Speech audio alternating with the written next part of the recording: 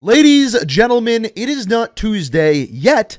It is still update day for Black Ops Cold War. I know it's weird. I know we're not eating tacos. I know it's a little strange, but indeed we got our first major update for Black Ops Cold War today, and actually affected a whole bunch of different things: weapon balancing, aim assist, and some other just bug changes that are going to affect the way you're going to play the game. So as per usual, whenever updates happen, I keep you guys filled in so you know exactly what to expect and exactly what to do to change your way of playing and be better at the game. So today, that is what we're going to be doing. We're going to be going over all of the updates, everything that changed in today's update. Now, on top of this, we also got a little bit more information about Nuketown, which is coming out next Tuesday. Now, we got a trailer today. It includes a bunch of different things. You see mannequins, you see RCXDs driving outside the map, and at the very end, you see a nuke go off, and that is Nuketown. We're going to talk a little bit more about that in a second. Now, what's interesting about this update is that it didn't come out on a Tuesday. It came out on a Friday. Now, as we know, normally for Call of Duty, Tuesday is the update day. So I don't know if this is changing indefinitely.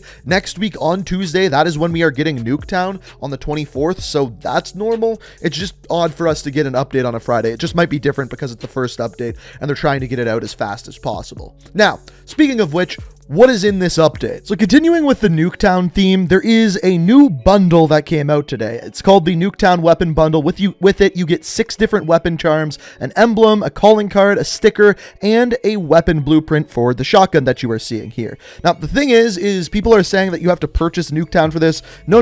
All you have to do is purchase the game. As long as you have the game, you actually get this bundle. And in fact, this bundle actually came out today. So you can use this shotgun now. You can equip all of the weapon charms and things like that in-game already. However, Nuketown itself does not come out until Tuesday on the 24th. So yes, the bundle is out. No, the map is not out. That comes later this week. Now, as far as like playlist updates and anything like that, there really isn't anything here this week except for one little thing. You'll notice under the versus bot section, they now have a gunfight tournament section locked. Now, we were told that with Season 1 on December 10th, we would be getting gunfight added to the game. No mention of tournaments, but as we can clearly see now, gunfight tournaments are once again making a return and have their own kind of section down in the bottom here.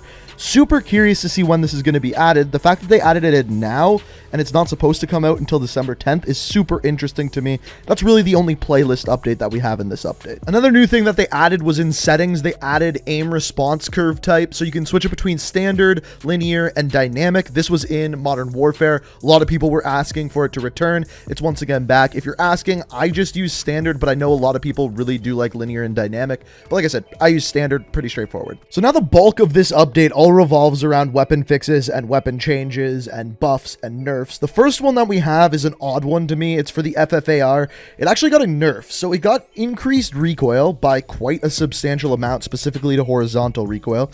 Slightly reduced max damage by 3.5%, so from 28 to 27. Not a huge difference here. And then reduced the max damage range from 38 meters to 25 meters. That is probably the biggest nerf out of all of it. This gun is now meant to be used as an up-close assault rifle, which is very, very strange. I didn't think this gun was that overpowered, but I guess I could be wrong there. After this, the weird one, I think they have a bug in the update here. The SMG nerf specifically to the MP5 got reverted, so it is now exactly as it was at launch. I'm guessing that they'll fix this in the next couple of days or even couple of hours. I don't know why. They said it's going to return in the next coming update, but as of right now, MP5 is broken. It's still the best gun in the game.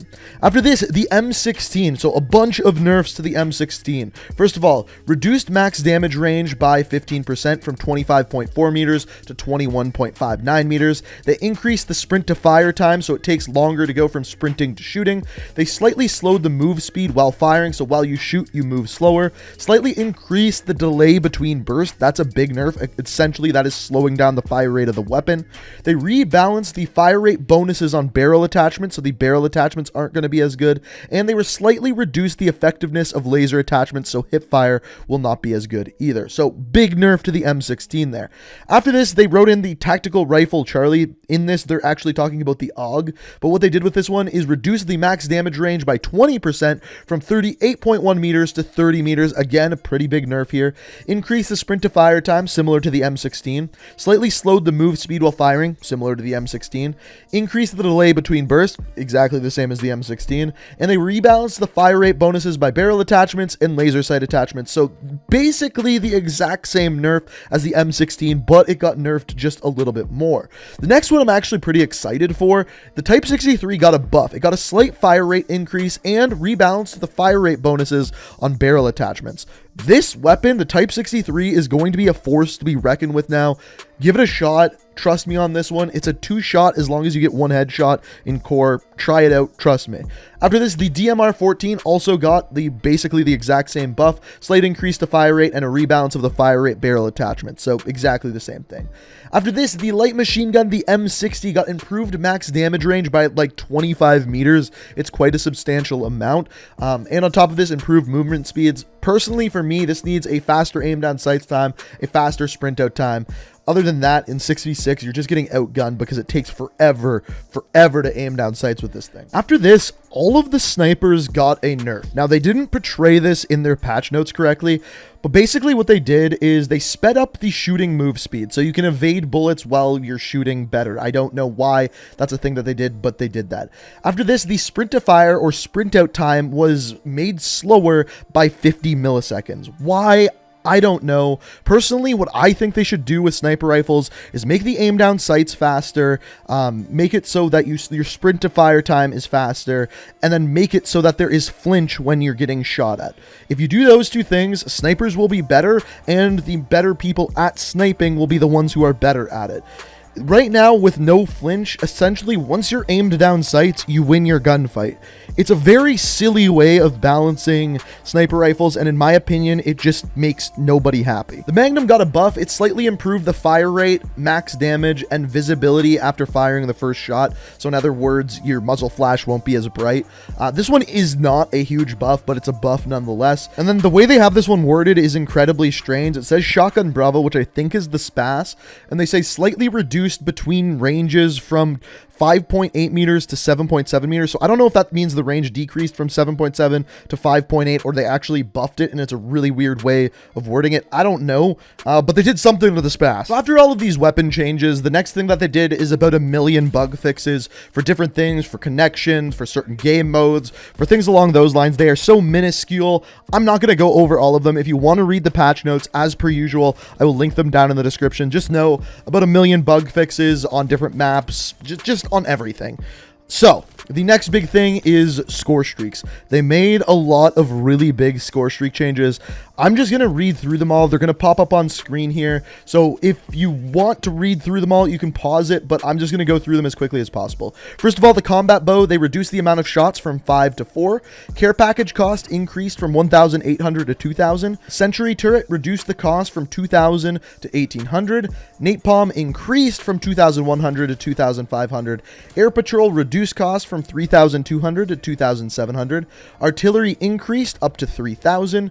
Cruise missile increased up to 3,500. That's a pretty big increase, and I think that's because it's a pretty overpowered score streak. It's really good if you haven't used it yet. War machine increased to 4,000. Attack chopper, a bunch of different things changed here. First of all, they increased the score to 4,500. Increased damage from 50 to 75 per bullet, so it's going to kill people even faster now, which I think is pretty insane. Increased the health to 5,000, decrease the duration of the screen shake from bullet impact. I don't exactly know what that one means. And then reduce the amount of time that the helicopter will stay in one place before relocating. In other words, it's going to be harder to shoot down with RPGs. Honestly, a pretty big buff to the attack chopper. I guess people weren't getting enough kills with it. The score did go up by 500 points, but I think the trade-offs with it will be worth it, but we'll have to wait to see. The VTOL escort actually got reduced from 8,500 score to 8,000. This is one that I've actually been using a lot, and I actually kind of like it. So I guess technically it got a buff, because on top of this, it increased the turret burst length and reduced the cooldown time, so you can get more of these throughout a game.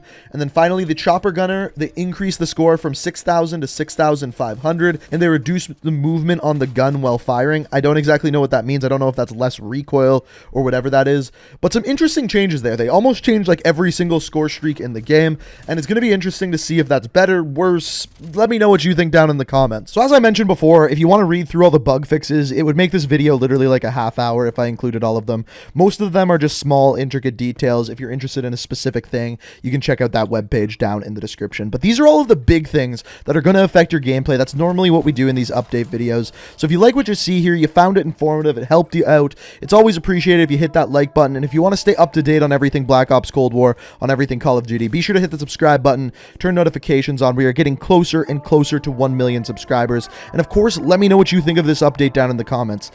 Seemingly, they really don't like snipers in this game because the way that they're nerfing them is making them difficult to use, yet overpowered because there's no flinch. It's a very, very strange way of balancing sniper rifles. So let me know what you think about that down in the comments. But as always, thank you so much for watching. I hope you enjoyed. And until next time, peace out. We are reaching for the stars, but we're making this too hard. And I want